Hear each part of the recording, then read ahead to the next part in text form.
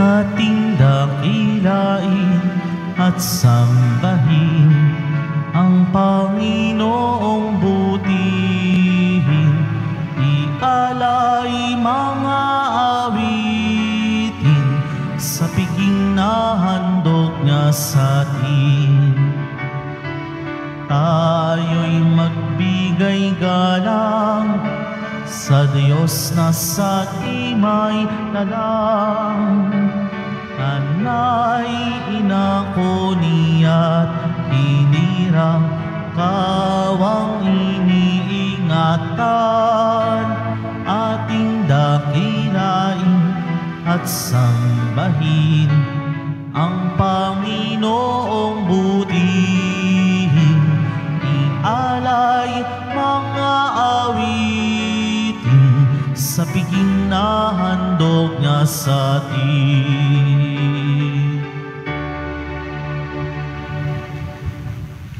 Simulan po natin ang pagdiriwang sa ngalan ng Ama at ng Anak at ng Espiritu Santo. Amen. Sumainyo ang Panginoon. At sumaiyo rin. Mga kapatid, tayo ngayon ay natitipon bilang isang mag-anak ng Diyos sa pagdiriwang ng banal na Eukaristiya. Sa araw na ito, ginugunita natin ang kapistahan ni Apostol San Bartolome.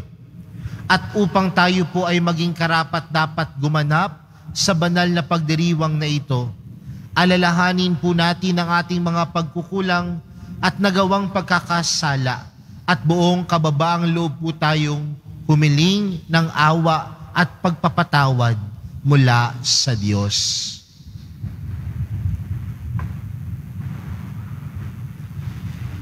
Sinugong tagapagpagaling sa mga nagsisisi, Panginoon, kaawaan mo kami. Panginoon, kaawaan mo kami. Dumating na tagapag-anyayang mga makasalanan ay magsisi, Kristo, kaawaan mo kami. Kristo, kaawaan mo kami. Nakaluklok ka sa kanan ng Diyos Ama para ipamagitan kami. Panginoon, kaawaan mo kami. Panginoon, kaawaan mo kami. Kaawaan tayo ng makapangyarihang Diyos. Patawarin tayo sa ating mga kasalanan at patnubayan tayo sa buhay na walang hanggan. Amen.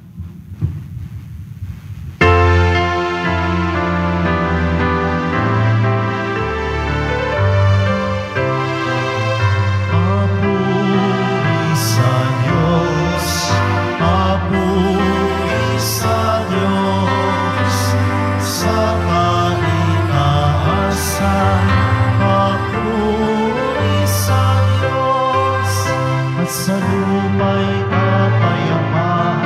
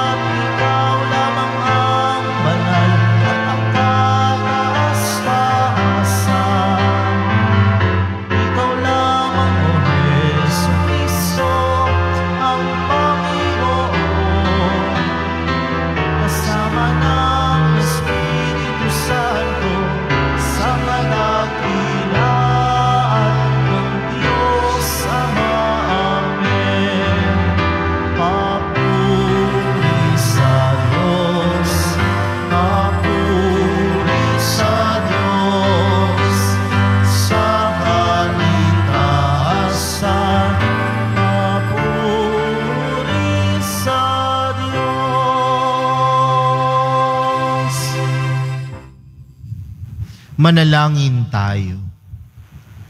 Ama naming makapangyarihan, gawin mong matibay ang aming pananampalataya na nag-ugnay kay Apostol San Bartolome sa buklod ng hindi magdarayang pakikipag-ugnayan ng apostol na ito sa iyong anak.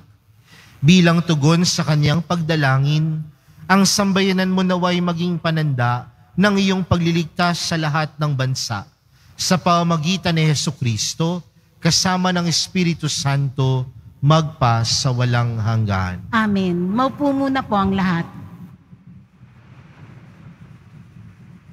Pagbasa mula sa aklat ng pahayag. Wika ng anghel sa akin, halika at ipakikita ko sa iyo ang babaeng makakaisang dibdib ng kordero. Nilukuban ako ng Espiritu at inihatid ako ng anghel sa ibabaw ng isang napakataas na bundok. Ipinakita niya sa akin ang Jerusalem, ang banal na lungsod, na bumababa mula sa langit, buhat sa Diyos. Nagliliwanag ito dahil sa kaningningan ng Diyos.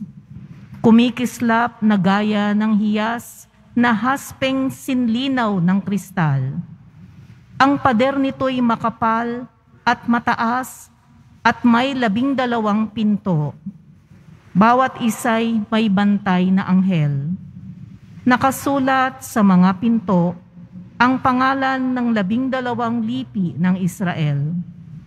3 ang pinto ng bawat panig, 3 sa silangan, 3 sa timog, 3 sa hilaga, at 3 sa kanluran. Ang pader ng lungsod ay may 12 saligang bato at nakasulat dito ang pangalan ng 12 apostol ng Kordero. Ang salita ng Diyos. Salamat sa Diyos. Talastas ng mga tao, dakilang paghahari mo. Talastas ng mga tao, dakilang paghahari mo. Magpupuring lahat sa iyo, O Panginoon, ang iyong nilalang. Lahat mong nilikha ay pupurihin ka at pasasalamatan. Babanggitin nilang tunay na dakila ang iyong kaharian at ibabalitang tunay kang dakilat makapangyarihan. Talastas ng mga tao, dakilang paghahari mo. Dakila mong gaway upang matalastas ng lahat ng tao. Mababatid nila ang kadakilaan ng paghahari mo. Ang paghahari mo'y sadyang walang hanggan, hindi magbabago. Talastas ng mga tao, dakilang paghahari mo. Matuwid ang Diyos sa lahat ng bagay niyang ginagawa. Kahit anong gawin, ay kalakip doon ang habag at awa. Siya'y nakikinig at handang tumulong sa lahat ng tao.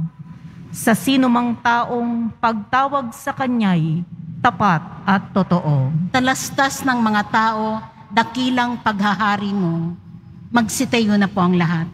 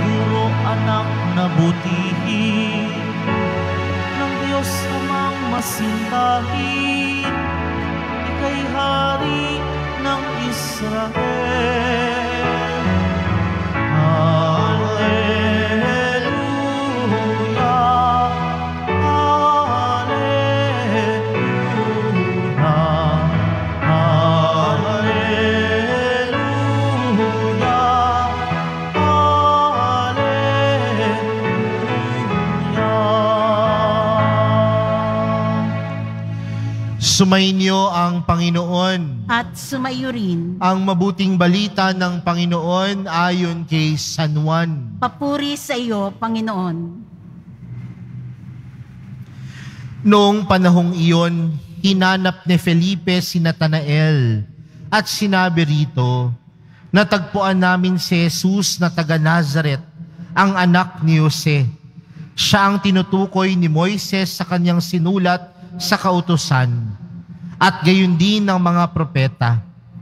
May magmumula bang mabuti sa Nazaret? Tanong ni Natanael. Sumagot si Felipe, halika't tingnan mo. Nang malapit na si Natanael ay sinabi ni Jesus, masdan ninyo ang isang tunay na Israelita, siya'y hindi magdaraya. Tinanong siya ni Natanael, paano ninyo ako nakilala? Sumagot si Jesus, bago ka patawagin ni Felipe, nakita na kita nang ikaw ay nasa ilalim ng puno ng igos. Rabay, kayo po ang anak ng Diyos, kayo ang hari ng Israel, wika ni Natanael. Sinabi ni Jesus, nananampalataya ka ba dahil sa sinabi ko sa iyong nakita kita sa ilalim ng puno ng igos? Makakakita ka ng mga bagay na higit kaysa rito. At sinabi niya sa lahat, tandaan ninyo, makikita ninyong bukas ang langit at ang mga anghel ng Diyos ay manikmanaog sa kinaroroonan ng anak ng tao. Mga kapatid, ang mabuting balita ng Panginoon. Pinupuri ka namin, Panginoong Hesukristo. Maupo muna po ang lahat. Magandang umaga po sa inyong lahat. Isa po na responsibilidad natin bilang mga Kristiyano at Katoliko ay makilala ang Diyos. Dapat sa buhay natin, kasama ng buhay natin, merong mga pagkakataon na dapat tayo ay nag-aaral patungkol sa Diyos. Dahil hindi lamang sapat na nandoon yung ating buhay panalangin, bagkos kasama ng buhay panalangin natin ay makilala ng lubusan ang Diyos na meron tayo. Kaya nga po sa loob ng simbahan, hindi lamang po puro pagdarasal. Meron din mga formation na nagpapatungkol upang pag-aralan ang salita ng Diyos. Dahil responsibilidad natin na tunay na kilalanin ang Diyos. Pero minsan may mga tao din po, mga kapatid, na sobra naman ng pagkakilala nila sa Diyos. May mga taong hindi na nananalangin, pero sobra naman ng pagkakilala sa Diyos. Sobrang bihasa patungkol sa Diyos. Sobrang bihasa sa teolohiya. Pero mga kapatid, ipinapaalala sa atin sa araw na ito, sa kabistahan ni San Bartolome, na bukod sa pagkilala natin sa Diyos, dapat ipaalala din natin sa ating sarili na kilala din tayo ng Diyos.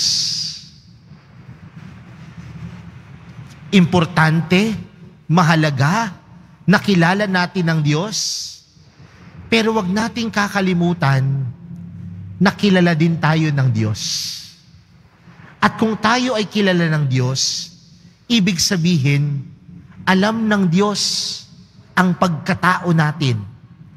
Alam ng Diyos ang laman ng puso natin. Alam ng Diyos kung sino tayo. Sa madaling salita, wala tayong pwedeng maitago sa Diyos. Kahit sa harapan ng ibang tao, magaling ka, bihasa ka patungkol sa pag-aaral sa Diyos. Pero baka nakakalimutan natin na isabuhay ang kabutihan ng Diyos sa buhay natin. Maraming bihasa patungkol sa Diyos, pero namumuhay naman ng immoral. Maraming mga tao na kilala ang Diyos, magaling sa pag-aaral patungkol sa Diyos, pero hindi naman marunong makipagkapwa-tao. Sa ating ebanghelyong napakinggan, si Natanael, bago siya lumapit sa Panginoon, kilala na siya ni Jesus. At paano siya dinescribe ni Jesus sa ating ebanghelyo? Sabi dito, masdan ninyo ang isang tunay na Israelita, siya'y hindi magdaraya. Sa Ingles ho kasi, ang translation ng magdaraya na ginamit, duplicity. At saan ho ba nang galing yung salitang duplicity? Duplicate. Doble cara. Ibig sabihin, pinapaintindi ni Jesus kay Natanael, kilala kita at wala kang pwedeng maitago sa akin. At sa pagkakilala sa kanya ni Jesus, alam ni Jesus kung ano ang laman ng puso niya. Siya'y tapat, siya'y totoo, at siya'y tunay na nananampalataya sa Diyos.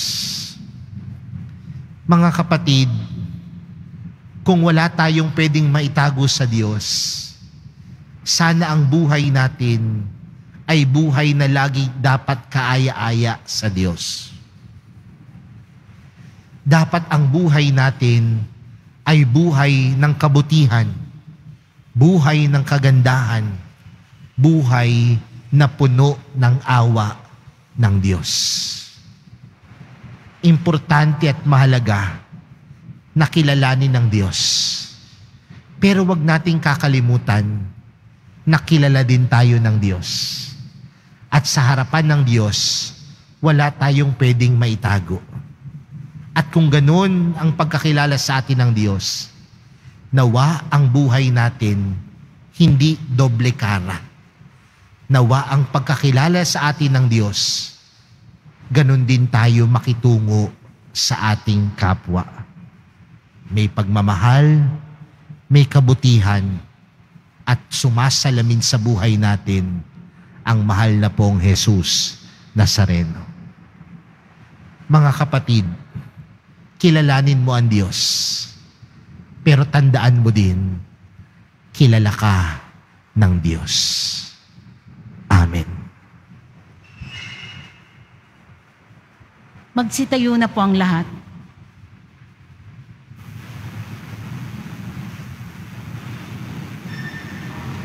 Minamahal kong mga kapatid, sa ating pagpaparangal sa apostol na isang lalaking hindi makagagawa ng panlilinlang, lumapit tayo sa Ama ng may pagtitiwala. Binubuksan sa pamamagitan ng panalangin ang ating mga puso. Ang ating panalangin, Panginoon, basbasan mo kami ng iyong hinubog sa pamamagitan ng pananampalataya ng mga apostol. Panginoon, basbasan mo kami na iyong hinubog sa pamamagitan ng pananampalataya ng mga apostol. Ang simbahan naway maging bukas sa mga pagkilos ng Espiritu, lalo na sa mga samahang pinagyayaman ang pananampalataya ng bayan ng Diyos. Manalangin tayo. Panginoon, basbasan mo kami ng iyong hinubog sa pamamagitan ng pananampalataya ng mga apostol.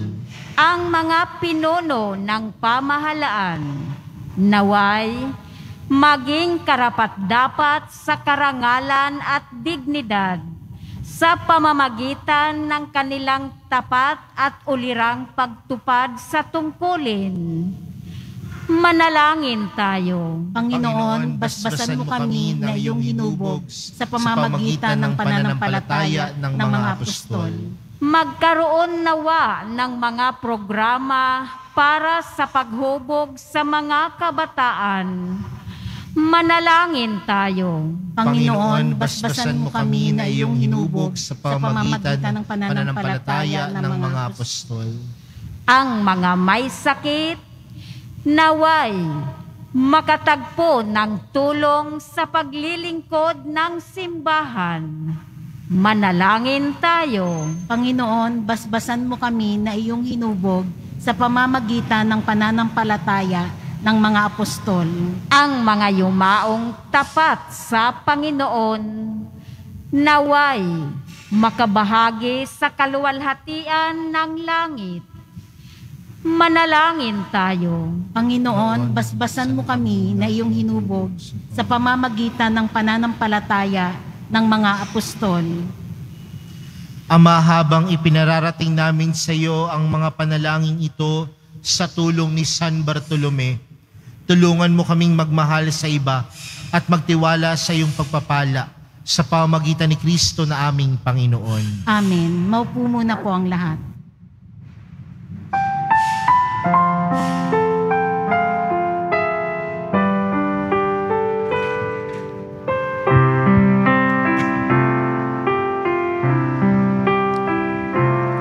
Itong alak at tinapay ay handog sa iyo, Ama.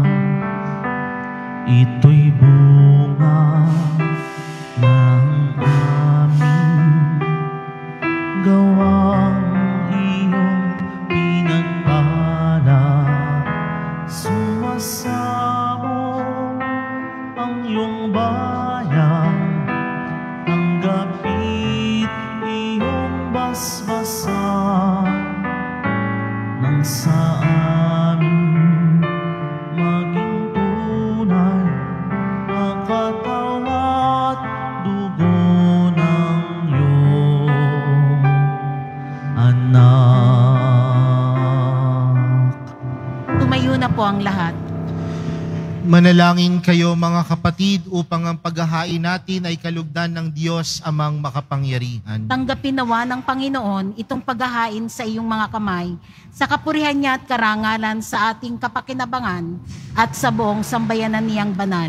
Ama naming lumikha sa kapistahan ngayon ni Apostol San Bartolome, tuwangan nawa kami ng kanyang pagdalangin sa paghahain namin ng pagpupuri at pagpapasalamat sa iyo sa pamamagitan ni Jesucristo kasama ng Espiritu Santo magpa sa walang hanggan. Amen. Sumainyo ang Panginoon. At sumayo rin, Itaas sa Diyos ang inyong puso at diwa. itinaas na namin sa Panginoon. Pasalamatan natin ang Panginoong ating Diyos. Marapat na siya ay pasalamatan. Ama naming makapangyarihan, tunay ngang marapat na ikaw ay aming pasalamatan sa pamamagitan ni Jesucristo na aming Panginoon. Itinatag niya ang iyong sambayanan at ang mga apostol ay saligat katuwang sa pagpapanatili ng iyong pagmamahal na di magwawakas kahit kailan. Kaming sambayanan mo dito sa daigdig ay katibayan ng pamumuhay sa langit. Kaming narito ang tagapagpahiwatig sa pagkakaisa ng tanan sa iyong pag-ibig. Kaya kaisa ng mga anghel na nagsisiawit ng papuri sa iyo, nang walang humpay sa kalangitan, kami nagbubunyi sa iyong kadakilaan.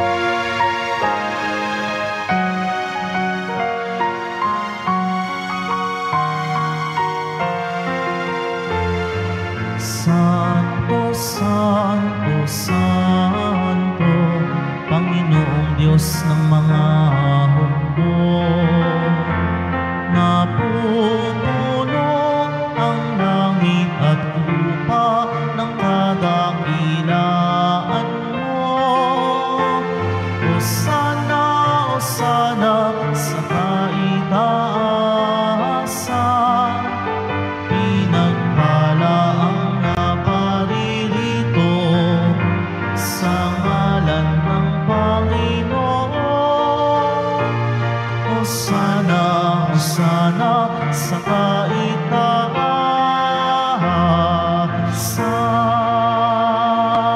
Lumuhod po ang lahat.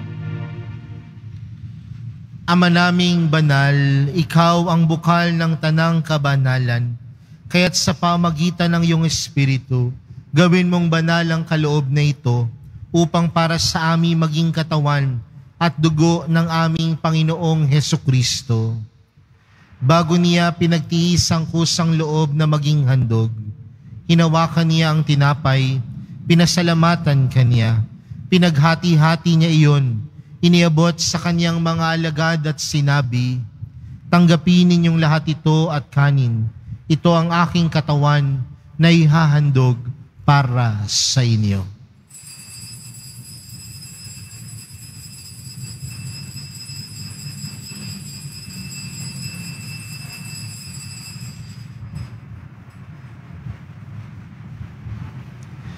Gayon din naman noong matapos ang hapunan, hinawakan niya ang kalis.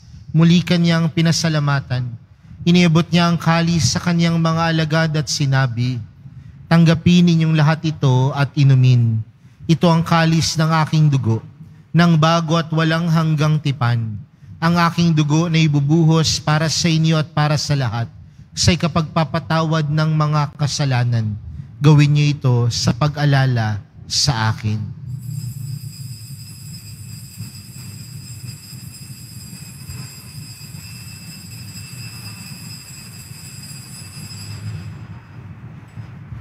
Magsitayo na po ang lahat. Ipagbunyi natin ang misteryo ng pananampalataya. Si Kristo'y namatay, si Kristo'y nabuhay, si Kristo'y babalik sa wakas ng panahon. Ama, ginagawa namin ngayon ang pag-alala sa pagkamatay at muling pagkabuhay ng iyong anak. Kaya't inaalay namin sa iyong tinapay na nagbibigay buhay at ang kalis na nagkakaloob ng kaligtasan. Kami nagpapasalamat dahil kami iyong minarapat na tumayo sa harap mo para maglingkod sa iyo. Isinasamo namin kaming magsasalo-salo sa katawan at dugo ni Kristo ay mabuklod sa pagkakaisa sa pamamagitan ng Espiritu Santo. Ama, lingapin mo ang iyong simbahang laganap sa buong daigdig. Puspusin mo kami sa pag-ibig kay San Francisco na aming Papa at ni Jose na aming Obispo at ng Tanang Kaparian. Alalahanin mo rin ang mga kapatid naming nahimlay nang may pag-asang sila'y muling mabubuhay, gayon din ang lahat ng mga pumanaw. Kaawaan mo sila at patuloyin sa iyong kaliwanagan. Kaawaan mo at pagindapating kaming lahat na makasalo sa iyong buhay na walang wakas. Kaysa ng mahal na Birheng Maria na ina ng Diyos, ng kabiyak ng puso niyang si San Jose, kaysa ng mga apostol at ng lahat ng mga banal, na namuhay dito sa daigdig ng kalugod-lugod sa iyo. May pagdiwang nawa namin ang pagpupuri sa ikararangal mo sa pamagitan ng iyong anak na aming Panginoong Hesukristo. Sa pamagitan ni Kristo, kasama niya at sa Kanya, ang lahat ng parangal at papuri ay sa iyo, Diyos Amang makapangyarihan, kasama ng Espiritu Santo, magpa sa walang hanggan. Amen.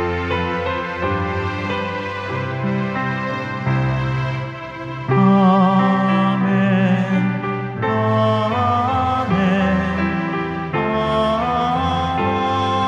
Amen. Lumapit po tayo sa Ama natin sa langit sa panalangin itinuro sa atin ni Jesus.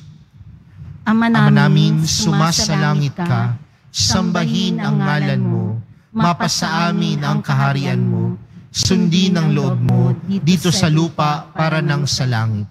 Bigyan mo kami ngayon ng aming kakanin sa araw-araw at patawarin mo kami sa aming mga sala para nang pagkapatawad namin sa nagkakasala sa amin.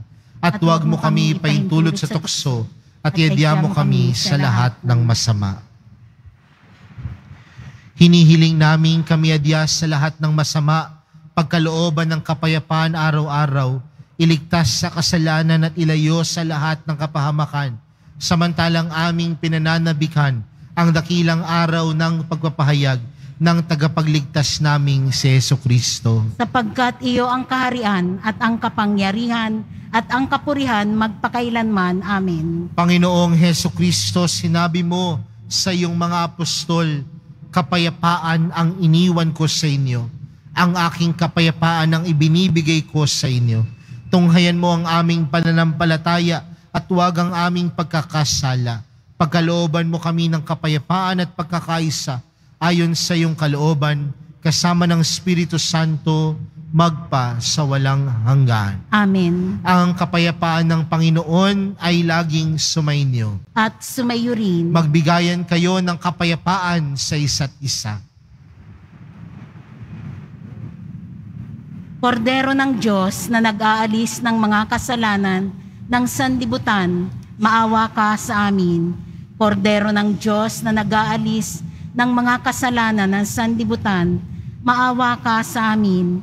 Kordero ng Diyos na nag-aalis ng mga kasalanan ng sanlibutan, ipagkaloob mo sa amin ang kapayapaan. Lumuhod po ang lahat.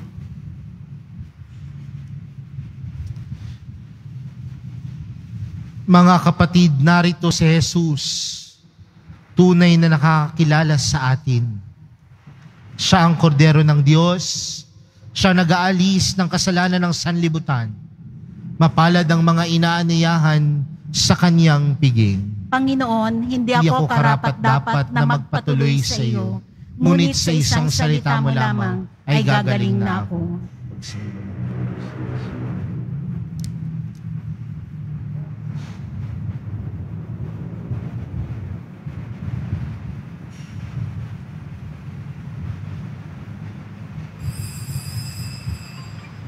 Para sa lahat ng tatanggap ng banal na komunyon, sasagot po tayo ng amen pagkasabi ng pari o ng lay minister ng katawan ni Kristo at isubo agad sa bibig bago mali sa harapan ng pari o lay minister. Sumunod po tayo. Maraming salamat po.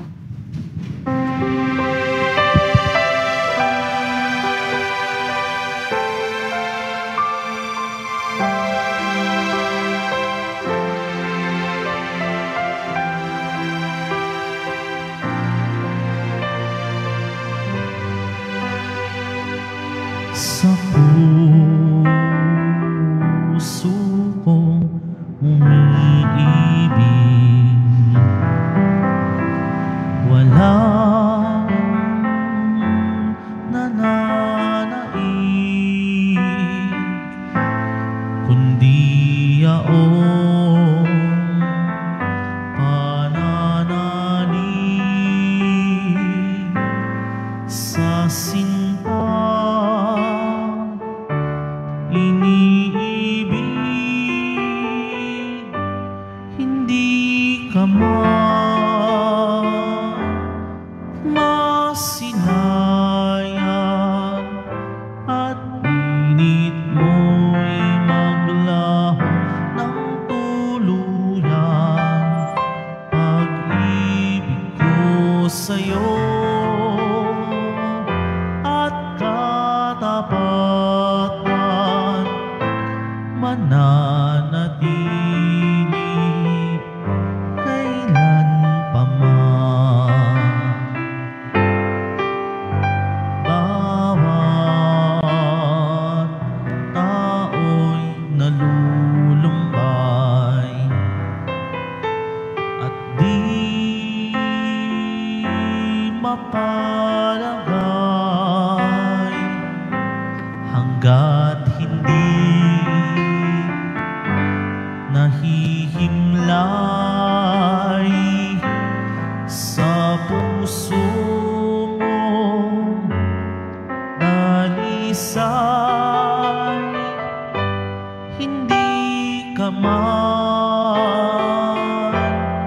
masilayan at init mo'y maglaho ng tuluyan. Pag-ibig ko sa'yo at katapatan mananatili kailan pa man. Mananatili kailan pa man.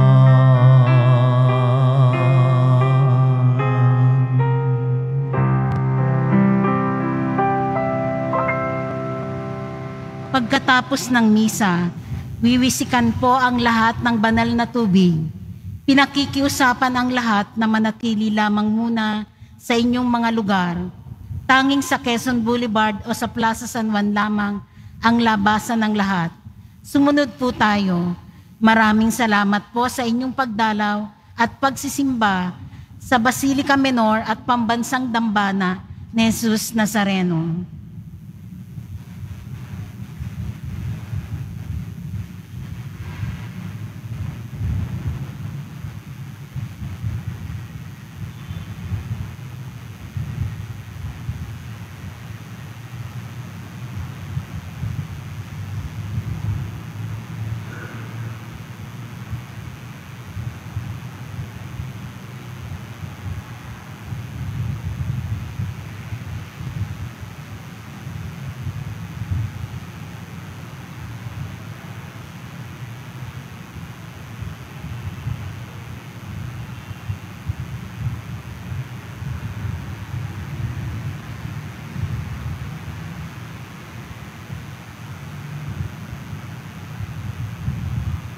Magsitayo na po ang lahat.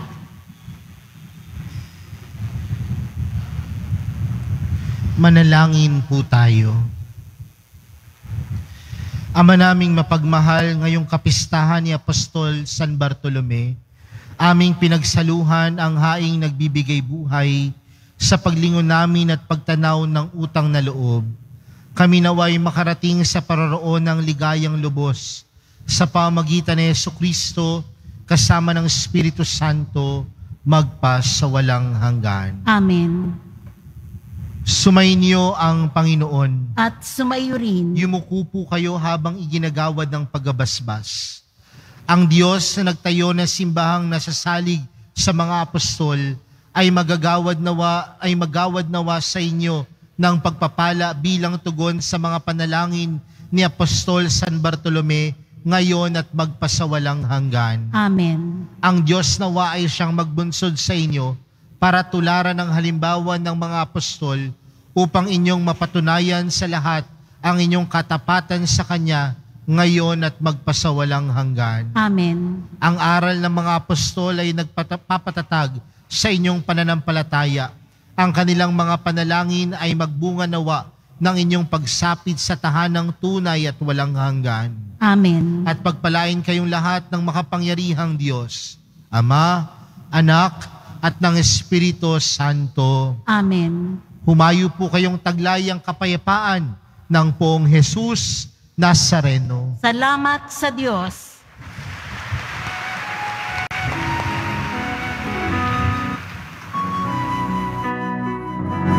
Nuestro Padre Jesus Nazareno, sinasamba ka namin, pinipintuho ka namin, aral mo ang aming buhay at kaligtasan.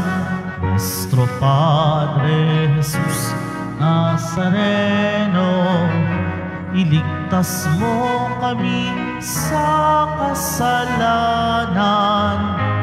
Ang krus mong kinamatayan ay sagisag ng aming kaligtasan. Nuestro Padre Jesus Nazareno, dinarangal ka namin. Nuestro Padre Jesus Nazareno, nilulwalhati ka namin. Nuestro Padre Jesus Nazareno, dinarangal ka namin. Nuestro Padre Jesus Nazareno, nilulwalhati ka namin.